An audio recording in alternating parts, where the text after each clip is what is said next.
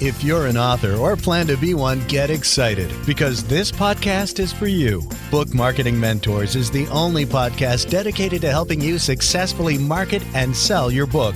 If you're ready for empowering conversations with successful marketing mavens, then grab a coffee or tea and listen in to your host, international best-selling author Susan Friedman. Welcome to Book Marketing Mentors, the weekly podcast where you learn proven strategies, tools, ideas, and tips from the masters. Every week, I introduce you to a marketing master who will share their expertise to help you market and sell more books. Today, my special guest is Kathy Farah. Kathy is a seasoned expert in email marketing strategy and implementation. She uses her smart strategies to build strong connections between businesses and their subscribers, making it easier to keep audiences interested and engaged. Online entrepreneurs hire her to reclaim their time and grow revenue with automated email marketing without getting stuck in tech overwhelm.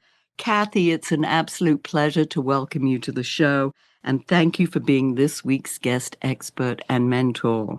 Hi, Susan. Thank you for having me. I'm very excited about this opportunity. Well, as an email marketing expert, we are going to delve deep into email marketing and how our listeners, our authors can really use this tool, because I believe it's such a powerful tool. And yet so many authors sort of rely on social media and less on their email marketing list. So let's start there. Let's say I have a list. It's a small list, maybe 50 to 100 subscribers. And most of my outreach is through social media. What would your advice be to me? Right off, I would say make it easy for yourself. If you're already posting pretty frequently on social media, you can repurpose that content into emails. The first step that I would say, if you've had an email list, 50 to 100 people that you've had for a little while but haven't emailed them in a while, then I would say you would want to start first with re-engaging that audience. And so what that means is that you're sending kind of a quick reminder email, not necessarily saying things like, hey, I know I haven't emailed in a while. It doesn't have to be a guilt thing. It's more about speaking to your audience to help them to understand how you're able to serve them, what you do today.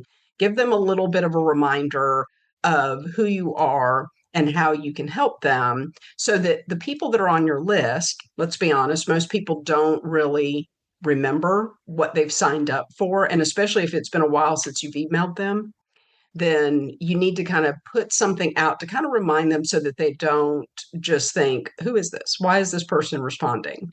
Then once you've done the re-engagement, then you can move to sending some regular content that you've repurposed from social media to your email list. Re-engaging. This is not a selling email, correct? Absolutely not. You don't start with the pitch, because that's a fast way to get people to unsubscribe. You start more of giving them a taste of who you are and how you serve them. Think of it this way. Most people wonder to themselves, what's in it for me? When they receive an email, what's something that you can talk to them about that would show that you can help serve them, or there's some tip or benefit that you can show to tie what you do to what they might need? And the assumption is that the people that are on your list have given you permission to email them. So there was something that you have done in the past that started that email list that had them interested to sign up. Now it's really a matter of reminding them of how you're able to serve them and what you're doing at this point. If you've pivoted a little bit, let's say you're writing a book that's a little different than what you've written in the past, then you kind of help lead them down the journey to where they understand where you are now and what you're able to do for them today. Could you say, well, for the last few months or maybe the last year, I've been so involved and engrossed in getting my book out there that I've been deficient in emailing. Is that a way, or you don't want any of the guilt? I wouldn't lay the guilt, but I do think it's worthwhile telling the story of what's been going on for the last several months. I think that idea of talking about, again, somebody that signed up for your list had a reason that they did it to begin with. Telling them about the behind the scenes is a great way to start. Like if I've been engrossed in writing this and I'm in the publishing process and sort of speaking to that process, but the end result is here's the product that you're going to start to see from me very soon. Which begs the next question, which I know our listeners want to know, is how can I promote my book without feeling salesy through email marketing? Where you always start, so think of it this way, is you start simply where you're providing every email you want to write, where you're writing to one reader. It's going to be personalized. So if it's me, Kathy, you're just talking to me. It's not talking to everyone. Hey, everyone. It's speaking to me directly. And then you're writing about one topic. And you always want to start with one topic that is leading to like kind of what the next stage is. So you're not promoting, you're giving a value tip. Like there's something valuable that you're providing. And maybe it's leading. So if the end result is to promote your book, and you start with providing a little bit of insight about what's in your book, and maybe it's a little bit of a nugget of what they can expect, and you're building that anticipation to where you eventually lead to promoting the book, the ask. You start with value first. Value first before sales. Yes. Now, how do I go about buy my book, which is, I know what authors often want to say, Right. and they do say, is, I've got this book. I'm sure you're going to want it. How do I do that? That's the thing. Like I said, if there's some specific tips that kind of lead to, so think about your emails. Like, for instance, your general idea is that you can send, unlike social media where you're having to post a lot every day to get the traction, with email marketing, you could do really one email a week. You think of it as like a series. You're kind of leading them to the journey. Each next step, which is your call to action, each next step may be leading to what can they expect next. And each you're building on with the idea that the end is going to be presenting and offering your book. The last email, with that cadence, what you're doing is you're writing one email a week that you're kind of leading to, and next week you're going to learn this, and it's one small tip. And by the fourth email, then that's when you can present and promote your book. You're saying so maybe 4 weeks before you even sort of hint at the purchase side of it. But in the Yes. meantime, it's like, well, here's a great tip that you'll find in chapter 5 in my Yes. book, and that I thought would be helpful. And Yes. You're Yeah. leading them through the journey where you're giving them things that's getting them excited, and you're building the anticipation for the obvious final step. Here's how you can get all the information. Now, would you make an offer, give them a special price, a discount, or some added value that if they bought it now, that they could get a free tip sheet or a free checklist Yes. or some kind of extra? What would you Yes. recommend? I would recommend offering something. Maybe it's that you've got some extra bonus materials that go along with your book, that if you buy today, you can get access to these bonus pieces. Maybe it's some simplified tool kit, or it just depends on what your book topic is about, but you could offer that.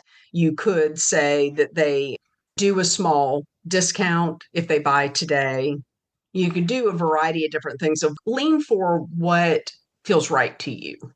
You don't necessarily always have to discount, but think about what feels right to you and what you're trying to accomplish. And really, the truth is it's all a little bit of a test. There's no perfect way of doing these things. It's a little bit, try one approach, and if that doesn't really click with your audience, then offer the discount. Yeah. And you're right. Don't necessarily go straight for the discount. Rather, as you said, give that added value with a bonus, something Yes. that the average person buying the book wouldn't necessarily get, so that they feel a little more special. Yes. Yeah. More like VIPs being on your email list. I love that idea of treating your list. These are VIPs because they've taken a different step towards having that connection with you. That's right. So they've taken the time. They're not just going through a bookstore and coming across the book. These are people that are fans. Think about how you look at your own email. How often do you give your email out? Probably not as often anymore. Yeah, less and less. I mean, it Yes, used to be my newsletter. Now it's getting harder and harder to encourage somebody to part with their email list because we're all inundated with emails every single day. I mean, it's right. overwhelming. Right. You know that if someone has done that, then they have a genuine interest in what you're talking about, what your topic is. That's where you want to give that added value. That's the other benefit of email marketing compared to social media is that you don't know if your message has come across to your audience. Even if you have thousands of followers on social media, you don't know if the algorithm puts that post in front of that audience. But with email marketing, as long as you're providing value, then people start to connect your name to what you're going to be talking about and start to look forward to see you in their inbox, especially if you start to handle that with some consistency. Every Tuesday, I send an email out. They start to expect, oh, I'm going to learn more. The next week, I'm going to hear about the next part of this story.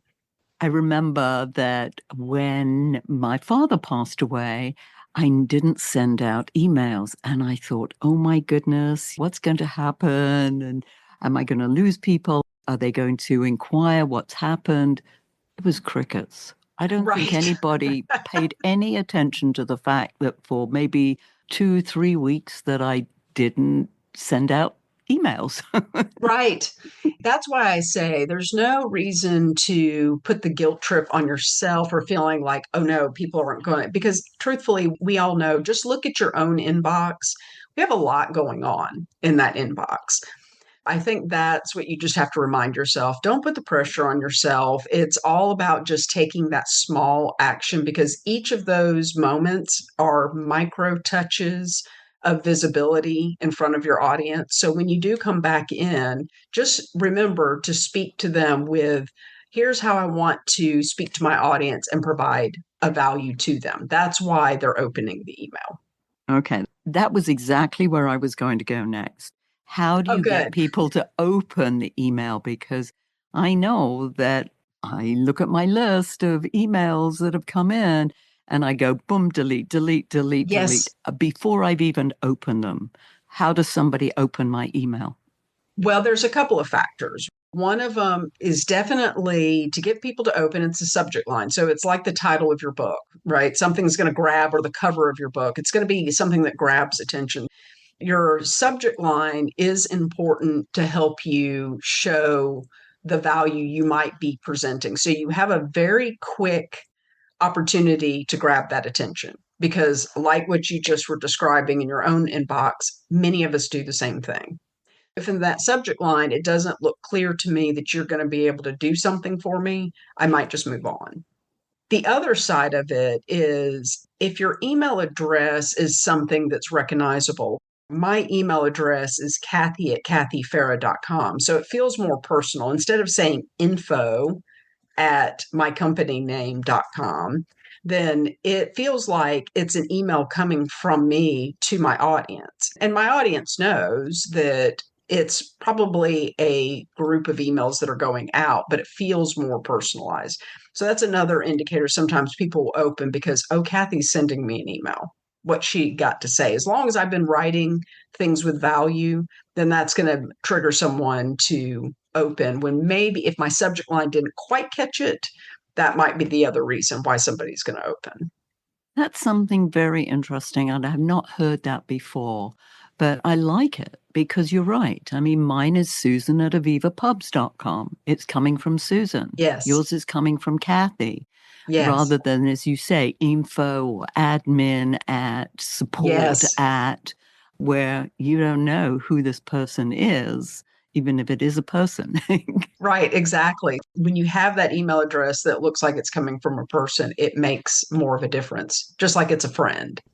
Now, another thing that authors are wanting from their readers are reviews, testimonials.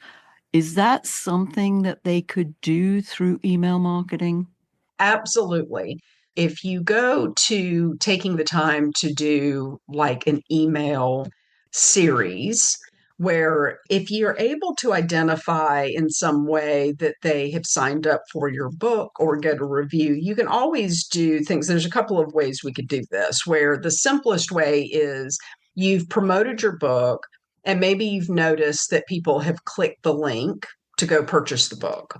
Then possibly sending a follow-up email with the fact that they've clicked that link to see if they purchased the book. What did you think? Did something come to mind? That's a great opportunity for you to verify, did they purchase, and ask for, did you love it? When you get that conversation started, you could start to ask for those reviews. That's one angle. If you take a little bit of time to, what they call it in email marketing is like tag them or note that they've clicked something.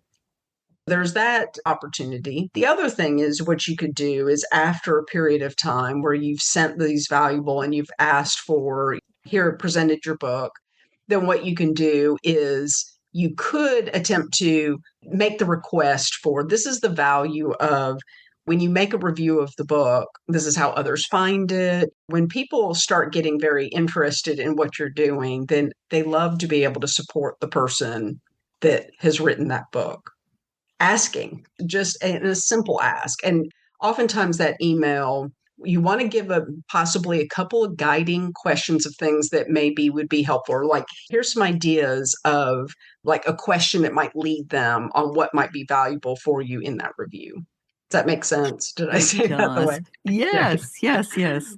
This also begs the thought, the idea, the question, automated messaging. Talk to us Yes. about that and how we would go about that. When is the right time to do it? When isn't the right time to do it? One good time is when you are doing that as part of your process for welcoming them into your community. Let's say you've got somebody that's signed up for your email list, then what happens next after they've signed up? In some cases, I've had people say, well, it's like they just signed up and they get a quick message that says thank you. Well, you wouldn't invite somebody into your home and open the door and turn around and walk away. You invite them in and you give a little bit of guidance of, here's where you can find this. This is, come join us. That's essentially when you're doing an automated email is what they call welcome email. And it's a series of emails that happens initially after that person has signed up. And then you could send a series of emails that lets them know more about who you are, what type of things that you can do to help them, leading to potentially telling them more about the book. Maybe it becomes the end of that sequence is get my first chapter. And so you're welcome. And so that's a good opportunity for automation.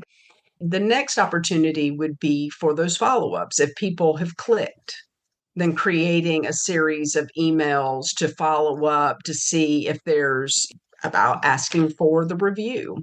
That could be a good place to automate so that at some point after they've clicked, then you can follow up a couple of days later with, what did you think? And here's the link to leave me a review. Does that make sense? Like, I'm It trying to think does. through my, Think through your process. yeah, I'm Well, thinking through my processes. I'm thinking. is there an optimum number of emails in a series, in a sequence? In a welcome sequence, what I generally, and a welcome again is just when right after someone is signed up. Normally, I would say they can be short, they can be long. Generally, what I recommend is 3 to 5 emails where you're leading them to the end result being what's that final step to work with you. So it starts with value, like you're giving them a little bit of background of who you are. And the next several emails may be one tip or something that entices them about the book. And then the final step of that series of emails is either they could purchase the book or they get some next step. Maybe it's the first chapter to entice them more. 3 to 5 emails. If you were doing a follow-up series where maybe you're trying to get that review, you could do less. You could do more like 1 to 2 emails. It just varies on what you're trying to do. Another option would be potentially if you were doing where you were spacing out a nurture, like you were wanting to send your books may be more involved and you might want to send more emails. You could also automate that to where each week there's an email that goes out so that you're not having to go, oh no, it's Tuesday, I got to get this email out today. You can automate those as well to where you kind of make a plan ahead of time as to where you're leading them and what tips you're going to be providing. And Okay. that could be a little bit of a longer series based off of where maybe you might have 6 or 7 emails before the ask. It just depends on what works for you. There's a lot of testing involved here when you say what works, because nobody knows definitively what works. I know marketing is Correct. an inexact You're right. science. You're right. That's where you could look at analytics and look at the numbers to see if it's working. Looking at those analytics, and I was just looking at mine today and realizing, oh, these emails bounced. I had just Yes. 0.2% of emails bounced, and I looked at them and I was like, I need to take these off. If they're bouncing, I don't That's need to send correct. people emails that are not going to get opened. That sort of skews everything. So it's worth looking at that. And that begs the question, something that I get asked a lot, and I'm sure you do too. What are the best tools to use? For email marketing, is that, Yes. yeah. To be honest with you, the tool that I've kind of leaned into is ConvertKit, or Kit is what they've named. And the reason for that is the simplicity. It's a more straightforward system compared to some of the more popular ones like MailChimp or HubSpot, things like that. HubSpot tends to be a little bit more advanced if you have a bigger system or needs CRM, which is like a client relationship management system. Kit has the reason why I kind of leaned into that and direct a lot of clients to that is because it's more straightforward to build out. Automation is a little bit more straightforward. The look of your emails, it's a little easier to plan those things out to where it doesn't feel as overwhelming in trying to do your email marketing. Some of the other tools I have found sometimes can be a little confusing to figure out how to set up some of those other features, and then people don't end up using any of it. Yes, that's always the case. It's like there's far more than you ever use in these tools. And I've used ConvertKit. I think I've gone through most of the tools that are out there. Each time I change, it's for a particular reason, because that particular tool, unfortunately, doesn't offer what I need. I know that I changed from one platform to another because I wanted affiliates, and it couldn't Yes. monitor that for me. Every time it's like a change, but it's painful to change when you do want to change these platforms. It is. So you bring up a really valuable point there. I think you could get advice from any of us about what you might need to lean to, but truly looking at and doing what you're talking about, what are the things that you need the most? If you're trying to simply send emails and just get into starting emails, then a simpler system might work. But if you need more advanced options, then those are the things you want to be able to kind of look to see what system best suits those needs at that time. Because the key is at the end of the day, you want, like you said, it's hard to switch around between email systems as you're doing this. You would want to lean towards something that you can kind of be with for a period of time. I think looking at what features and things you might need, the goal being you want to be able to get yourself into the routine and consistency of emailing. Don't make it so difficult that you don't end up emailing. Like that's And really the point. that's really important, yes, Yeah. is the fact that people get caught up in, oh, which platform is the best one for me to use? And you said what you need, and sometimes you don't know what you need. I didn't know, but as I grew and I was looking to do different things, then I had to make the change. But in the beginning, when it was just emails, as you say, ConvertKit or Kit now as it's called, which I did not know. Yeah, it's Kit now. Yeah. Thank you. That I had to make that change. And Yes. as much as I didn't want to, but I also wanted the other features, and that was more important. So I had to look at other options. Now, another question that I get is how often should I send out emails? What is too much? What is too little? What does consistency mean? Okay. That's a good question. So I would say, first off, I think when you're thinking about email marketing, if you haven't emailed in a while, the very first thing I would tell you is think about what's going to be realistic for you. Generally, you want to send at least one email a month. That's minimum, right? But ideally, you would want to do that more often. So I have some clients that do it twice a month, and that's all they've got the space for in their month is I only want to write 2 emails. I don't want to write them every week. What I recommend to most clients is to say at least once a week. And generally, the way I kind of do my emails is I will send out my weekly newsletter on Tuesdays at the same time. So it's Tuesdays at 8:30 a.m. That becomes something that my audience expects, is that there's going to be something that comes out Tuesday at 8:30 every week. Now, the other part that I end up doing to try to help with some of my open rates is that I then will send a follow-up email on Thursday to anyone that didn't open my Tuesday email. So in reality, I'm sending 2 emails a week, but the only thing that's changing between email 1 on Tuesday and then email 2 on Thursday is my subject line, to see if I can grab attention in a different way, to see if I can get more people to open and engage with my email.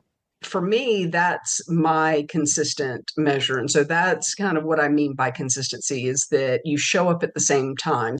If it's only 2 times a month, then pick the 2 times that you're going to do it every other Thursday. You're going to get something from me at 10 a.m. Then stay consistent with that timing so that that starts to be something that your audience knows and looks for. Are you sending that second email to the people who in your analytics showed that they didn't open the email? Or are you That's sending correct. it to everybody? No. I only send it to just the people that did not open the first email. Okay. Give us an example of, let's say, and I don't want to put you on the spot, but I'm putting you Okay, on the no, that's spot, fine. is a number 1 email headline and a number 2 email headline. Oh, what's examples of that? Oh, that's a good Yeah. question. The way I typically do my emails, so because I write about email marketing, what I generally do is I try to write emails that speak to a problem and a possible solution. That's kind of my subject line approach. I vary on what mine. So for this week, I'm starting a series of emails that's leading down the road of helping people that are in the business to business scenario. So a lot of times corporate clients, the theme is going along the lines of people that are purchasing email addresses rather than having people sign up with permission. My first subject line I did the first sign of trouble was a blocked email. And that's my subject line. I try to make it short. That particular subject line had about a 60% open rate. To give you an idea, your average open rate oftentimes is about 20%. I've got a fairly engaged audience, but since I only got 60%, why not see if I could get more? My second email on Thursday, my subject line changed to "Your list is growing, but is it working?" Question mark. And so that second email went to less people, just to the people that didn't open. And that one only got like an 8% open rate. Now, granted, it was a much smaller amount of people. That subject line didn't work as well. It is something that you recognize that you're having to sort of test to see what resonates with your particular audience. But still, if you look at that, you got 68% open rate, if my maths is correct. Right, exactly. Which is amazing. I would be like over the moon if I got that kind of percentage open rate. So, but that's the kind of stuff. So sometimes I did one where the subject line was, I'm a writer, but here's my dirty little secret. Sometimes I'm doing it curiosity based. That's the kind of thing I do like to test and tweak and see what gets the attention. Like what's going to click with somebody. Yeah, I love it, which is a great segue, Kathy, for you to tell our listeners how they can find out more about you and you being able to help them with their email marketing. The way you could connect with me, if you want to get a little bit more about how to re-engage your email list, if that's where you're starting, I actually have something free for your listeners that they can go to www.kathyfarah.com/reengage. And you can get my re-engagement, gives you some tips on the two types of emails that you would want to write and the AI prompts if you're interested in using AI, or it's just got a couple of the little sample emails, templates of what you might use to try to re-engage your audience before you start to email your list. That's one way, but I love working with people when it comes to email marketing and helping people as they're getting started on their journey, build those welcome sequences, build their re-engagement sequences, and even those promotional email sequences. You can find me at kathyfarah.com. That's fabulous. And I'll put all those in the show notes because that's invaluable. And thank you for the gift. Our listeners love gifts. So that's really very generous of you. And as you know, Kathy, our guests always leave our listeners with a golden nugget. What's yours? I would say stay consistent with your emails. Don't quit before you've tried to at least consistently email your list. Things aren't always going to work every time, but what you can start doing is start with those small micro touches and send those emails out, send them on a regular schedule, and keep going. Consistency is what's going to really work. Email marketing is more of a marathon, not a sprint.